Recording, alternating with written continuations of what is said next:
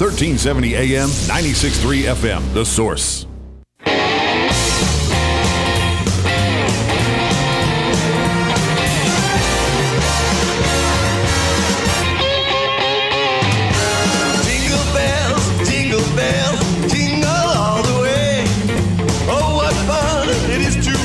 When we were younger, we would listen to songs like this, and we would say, "Oh, I want to do that.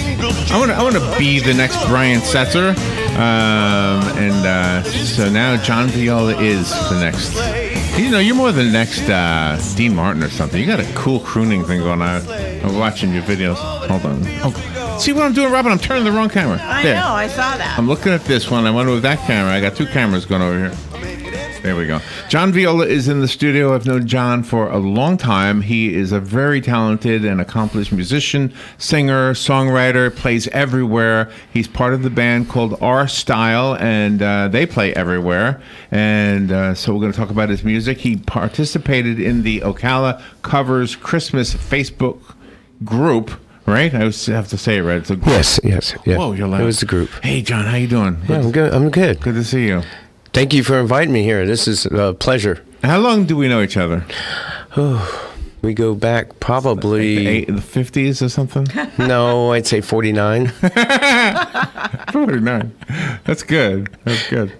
Yeah, I think it was 1949. I remember it well. We just got out of the... Yeah, we joined a band together with Joey and...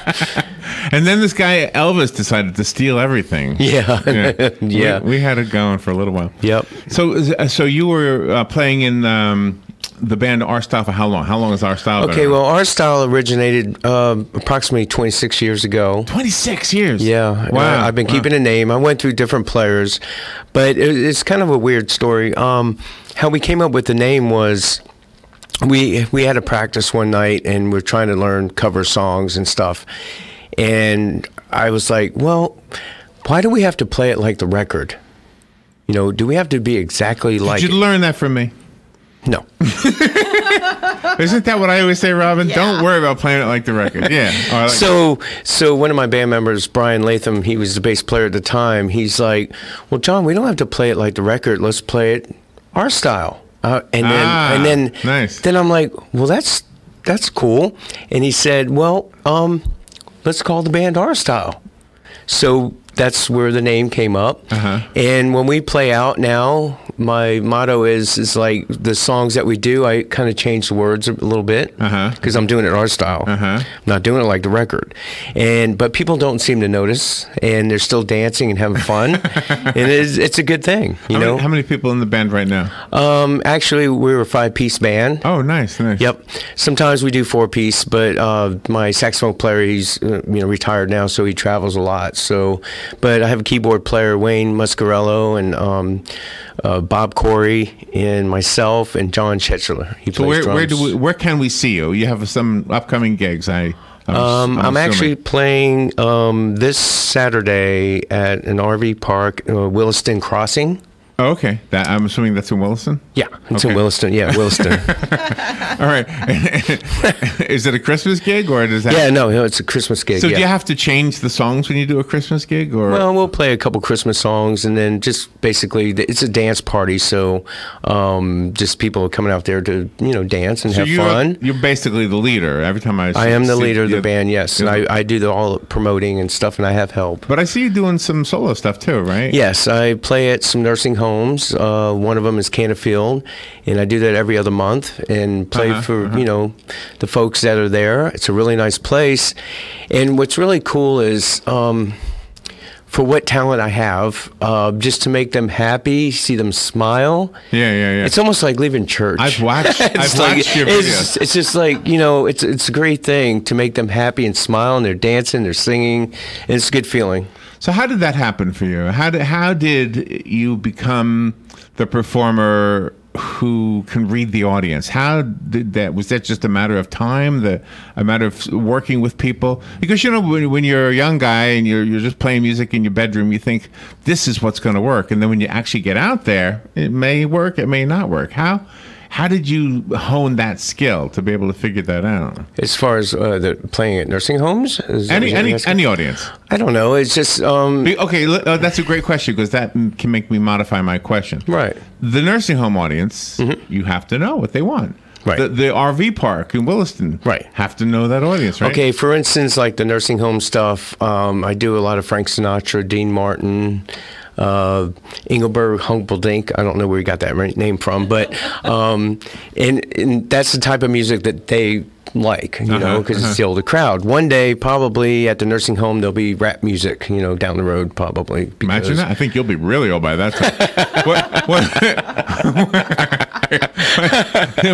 Yeah, you know what we hear now? We hear the Beatles music in the nursing homes. I said to Robert, oh my Times gosh, have changed. That means we're close. Yeah. That means we're next. But the thing for me, like, you know, when I play at other venues like the Blue Gator, I've been there 10 years, and I have a big following, but just for me, my inner self, to put out what talent I have, to see the people dancing, smiling, and you know, I've grown the band, you know, from people following us and stuff like that. It's just a really good feeling inside. What works every time? Yes. What works every time? What song always works? Well, they always ask for Freebird, but that's not my favorite song. But they like Mustang Sally. I've played that 1,000 times. But that's a good dance song. And that is a good song. I don't like Freebird either. Everybody, what is that? That's just a joke? People do that all the time. No, I always like, play Freebird, play Freebird. I'm like, maybe later. And they forget about it. Can you play Freebird? Like if I ask Yes, you right I can. Yes, but I'm not going to play right now. No. I got a tip jar if you'd like to put some money in it. You got your guitar. You brought your guitar. Yes, I did. Can we ask you to play a little bit? Yeah, I can do a couple quick Do you want Robin to hand it to you? Because she's sure. She's good with guitars. Yeah, sure. Here you go. I know how to destroy them. It's a beautiful. Yeah, let's hope it's still in tune. All right, there you go. There you go. Can you hear yourself okay? I hear myself fine. Okay. I just hope I can. Let me. Is that scoot this back just a little bit? Something in the way? Oh, the chair's too close. Yeah, Gotcha. I'm good. Okay. Let's see. Okay. I'm dreaming of a white Christmas, with every Christmas card I write. Your days be merry and bright, and may all your Christmases be white. Yeah, there you go. I can see that's a winning. Merry Christmas to all of you. How's your dad? My dad's doing really well. He's still painting. He does unbelievable artwork. He's got a girlfriend, and he's not home much. He lives in my backyard in a camper.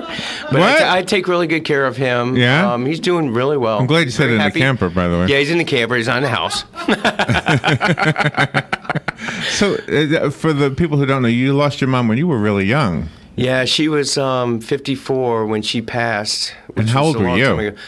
I don't know. I'm 55 now, so I don't know. You were like a teenager, weren't you? I was in my 20s. Or in your 20s? Yeah, that was a sad thing, and she really she would be proud of me today because, you know, I wasn't the best musician at the time, but as time went by, I just learned to be, you know, I do a lot of videos, have, you know, someone that videotapes me a lot, and I watch myself, and I learn by that. Sure. So, you know, then I was like, well, why are you doing this? Why are you doing that? I'm tweaking myself. So I've learned by that. But she used to love, you know, sitting in the room, and I'd play, and we'd do, one of our favorite songs was 5'2". I love 5'2". And actually, a lot of times when I do play out, especially at the nursing homes or the assisted livings, I do 5'2", and that's a tribute to my mom. Can you play a little bit? I love that song. Oh God, I remember this. Let's see. 5'2",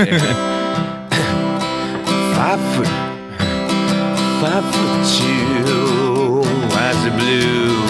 Oh, what those 5 feet can do. Anybody seen my girl? Turned up nose, roll down hose, was a flapper, yes sir, one of those anybody seen? Has anybody seen? Has anybody seen my girl? Nice. Very nice. That's always such a hit. And I get teary-eyed sometimes when I do that song. That's just thinking about my mom, you know. Yeah. She was a big influence, you know. Tell me about your influences in general. When you were younger, did the music they played, your mom and dad, did that affect you or influence you? Well, when I was young, I just give you a little history. When I first started, like when they knew that I had some type of music ability, I guess I was born with the talent. Not that I'm the greatest, but you know, I am what I am. We had a music teacher come over, and they had a piano, and she was teaching me how to read music. I, for some reason, could not read music, and she was teaching me how to play "Mary Had a Little Lamb." So I would play it on the piano, but I wasn't reading the music. And she said, "Oh, you're wasting your time with your son because he's playing Mary Had a Little Lamb, but he's not reading the music because I play by ear." Okay. So I basically, I'm self-taught. I taught myself. Yeah. But some of the influences back in the day, when my great friend Joey, who passed a long time ago, got with him, that's where I actually started music when I was like 17 years old. And the Beatles was one of them. Mm-hmm. That was a big influence to me. Nice. As time went by, you know, just I like the band Rush, but I don't play that type of music. But Prince, who passed, I went to his house in Minneapolis, and 6 months after he passed, and I watched my wife Julie. She loves a lot of, you know, she loves Prince and listens to a lot of his music. And some of the stuff that he does has influenced me in music. We spoke to an author who did a book about Prince, and it's a 600-page book, but it has not arrived. I'm thinking it's not going to show up, right? Because I had you in mind for that book. I said to Robin, when the book arrives, let's give it to John. But and we knew you were coming today, but it's been about a week since we spoke to him. So, anyway, so tell me about how the songwriting happened for you. Was that something that came naturally also? Yes. I would just, like, you know, when I'm not playing out or whatever, I would sit at home and just start playing some chords and then making up words.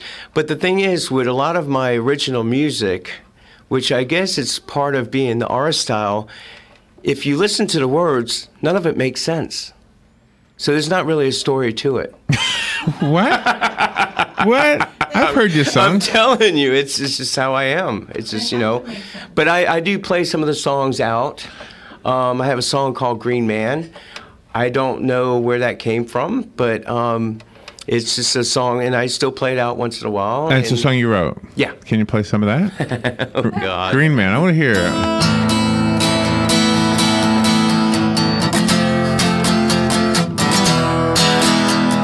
Once I saw a little green man. He had tiny little green hand. Was a green man. Oh, was a green man.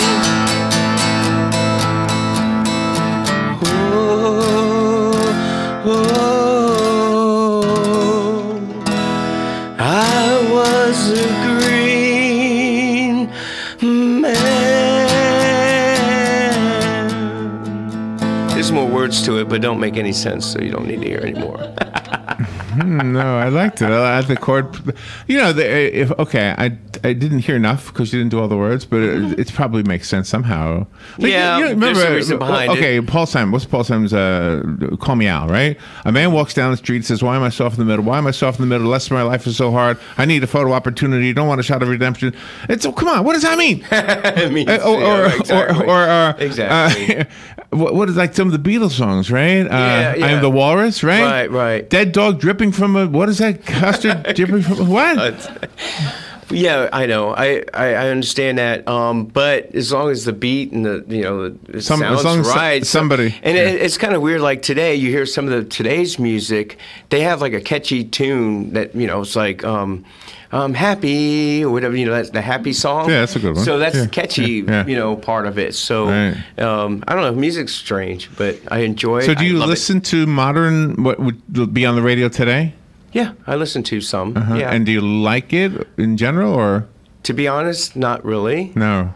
So, but I'll listen to it. But there's got to be a few. Anybody today that you like that's out there today? Well, I don't know if it's today, but like Green Day, stuff like that, Creed. Oh, yeah. That type of stuff. It's not actually today's music, but, It's the news you're going to get, right? Yeah, exactly. And I do listen to a little bit of rap. I like Biggie Smalls. But, poor guy passed away. But I listen to a little bit of rap also. I like some of it. Yeah. I actually have a rap CD. I've never put it out, but it's... Are you kidding? It's called Cracker Rap. Cracker Rap? Yeah. You never put it out? No. I can't, but it was fun to do. I did it with Greg Perrette back in the day, and it was pretty neat how we came up with that. I got a good back in the day story to tell you. What's that? Okay, I was with Robin and her mom over at Silver Springs, and they were dressed up like in the 1800s. All these people that were there, right? And so I was sitting for this tram ride down to the river, right? And there was a lady sitting next to a little boy. And there was another lady walking across the field, and the woman sitting next to me says to the little boy, "See how that lady is dressed? That's how we dressed back in the day." Right. And the little boy said, "Well, how did you dress back in the night?" Isn't that great? That's great. I love it. Crazy thing. He's picturing, well, that's how you dress in the day. Yeah, it's daytime. Well, what you're doing, John, is that when people see you play, especially the young people that are getting into music and all, they realize you don't need all those electronics and things, that you can actually do it acoustically and perform that way. Right, and I noticed today in a lot of today's music, there's not a lot of lead playing in most of the songs. Right. It's more rhythm and stuff, and then the vocals and all of it. A lot of it's electronics, but again, for me though, for what I do, it's just a great feeling, like I said, just to make people smile and laugh. You just and get dance. joy out of doing that. Yes, because I am actually controlling them to make them dance, and they're loving it. Sometimes they might just sit there and look at me like, okay, but majority of the times they're out there and they're just having fun, smiling, and and it's a great feeling inside to give your inner feelings to other people. Yeah. But you also just have to be a showman too. Yes. I mean, you just can't get up there and play. Well, You have to be a I am showman. wireless on guitar, and if you ever come out and see me play, I jump off the stage and I'm dancing with the people and Really? running around, going up to them and playing, and then after I'm done playing the song, I go up to people and talk to them, and that's how I've grown my fan base. Because like a lot They of get to times- know you, yeah. Yeah. Sure. And I'm on Facebook. And if anybody wants to look me up on Facebook, my name is John, last name Viola, V as in Victor, Iola. Look me up there, and then once you become my friend, then I can add you to my R-Style site, because that's a long site there. But once you're my friend, then I can send you to that. Yeah. So you'll get to see a lot of videos, and when you hear some of the songs that we do, especially like with my saxophone player, he was on the Ed Sullivan Show. Is that right? Yes. Wow. Yes. And Bob Corey, he played with the Hermits. Really? He did. Wow. Yeah. Oh, that's pretty amazing. Pretty neat stuff. So, and my keyboard player, he's opened up for a lot of different bands. Also, another thing that's really cool that we do every year, and if there's anybody who wants to be a sponsor, we play the Brick City Beer and Wine Fest in Ocala. Oh, nice. And we I've opened up for Blue Oyster Cult, Brett Eldridge, Molly Hatchet. That's Leonard exciting Skinner. stuff. Wow. And that's the day before Easter. So that Easter's on a Sunday. I don't know the exact date of Easter right now in my head, but the Saturday is when we do the Brick City Beer and Wine Fest. I've done that for 7 years. That's exciting. Prior to that, which was a really cool experience, we for 7 years straight we would go to Jamaica. And I thought, when I was invited to go to Jamaica to play, I was like, You thought wow. Queens? You thought you were going to Queens? No, not Jamaica Queens. Can I get some Italian bread, please? No. You get curry there, that's for sure. But yeah, we went to Jamaica 7 years in a row. And wow, that's played exciting. there, but we didn't play reggae music. We played rock and roll. Played your own stuff, yeah. You played your style, yeah. It was really cool stuff. So that was a great experience. And how did that gig happen for you? Well, my bass player, he has gone to Jamaica for like 25 plus years. Mm-hmm. So then when he joined my band, he wanted to make sure that we were good enough to go there. So then he asked me one time, hey, you guys want to go to Jamaica? I was like, for real? And he said, yeah. So it was like a free trip to Jamaica for me. So how do you do the equipment? How do you bring the equipment with you? Okay, well, we already have a drum set there. And we have the PAs already there. Oh, okay. Keep it there all the time. That's most of it, yeah. Right, but I bring my guitar and I bring my amp. Right. You know, put on the airplane and go there and bring my bag of microphones and effects and stuff like that. So, are you recording at all, like in a studio, that kind of thing? no, we have not done that. We probably should. That's next, right? Yeah. Well, we did a recording many years ago. I had a little track thing that I did, but, you know, there's nothing like going in a real studio, you know. Actually, if you remember, we went to Mirror Image Studio back in the day. Yeah. We had the video lips. At night, I think we worked at the Star Banner, if I remember right. Yeah, yeah, exactly. So your name, Viola, is it's a musical instrument. Yes, it is. Have you ever wanted to play the viola? I've always thought about it, but I never had the opportunity to try to. It'd be nice, yeah. I love the stringed instruments, and I also don't know how to play any of them. So right. So tell me some of the gigs again that we can go see you at, or not you, or you solo, but also your band, the Artstyle band. Like I said, we're going to be playing in Williston at Crossing. That's the band. Okay. No, that's the name of the place that we're playing at in Williston. That's this Saturday. It's a 7 o'clock party, 7 to 10. It's like a Christmas type party. Then I'll be playing. Like I said, I've always played the Blue Gator. I'll be there coming up. I don't know the exact date. Is that John Sims? January 5th. John Sims used to play there. He hasn't played there. I thought he owned it. He doesn't own that place? No? Well, he used to own it. Oh, okay, yeah. okay. And he played there also, but now Bob is the owner. Let's see, what else do I have? I got the Brick City Beer and Wine Fest. I've got a lot of private parties that I'm doing. I play at a place called Shipwreck in Inglis. I've been there for about 2 years. So, you know, just we're busy. I'm playing every weekend. It's not my full-time job. So if somebody wanted to hire you, would if they can reach you through Facebook? Yeah, go on Facebook. Like I said, just look up John, John, V as in Victor, IOLA. Look me up, and I'll accept you as a friend request. And then if you are looking for a private party or something, or hey, where are you playing at? They'll see on there because I got videos and stuff like that. You have Julie. He's your wife. She's a beautiful lady. I've known you and Julie forever. When did you guys meet? We met in high school. I actually been with her since she was 16 years old. Is that right? Wow. And then as time went by, then we got married. And we've been together for 35 plus years now. Congratulations. We got 3 boys, and I just had a grandson was born on the 16th of this month, which is what, 2 days ago. Congratulations. Yeah. So I got actually... Grandpa, the singing grandpa. Yes. So where do your children live? My son, Justin, who his wife just had a baby, she lives in Jacksonville. They live in Jacksonville. He works for Florida Blue. My son, John Jr., I think he's 33 or 34 now, makes me old. He works for Cone, and he's got 4 grand. Do any of them play? Do any of them play music? No, but my son, James, who is leaving today, going overseas, he's in the Army. Oh, wow. Can't say where he's going, but he's going to be gone for 400 days. So Oh, no. Wow, active. that's a long time. So that's going to give me more gray hair, but that's why I dye my hair. If Julie's listening, I want to thank Julie. She brought in cupcakes or They're cookies. Cookies. They're Okay. beautiful. Okay. Very good, yes. Julie, thank you for that and Yes. for coming in. John, thank you for being a friend and for coming in here. Yeah, and thank you so much. And you know what? Merry Christmas to all, and just enjoy each day, and have a great time, and hopefully next year will be a great year, and Happy New Year to all. Can you take us out with a song? Okay, let's see. We'll fade out of it. Jingle bells, jingle all the way. Oh, what fun it is to run in a wide open sleigh.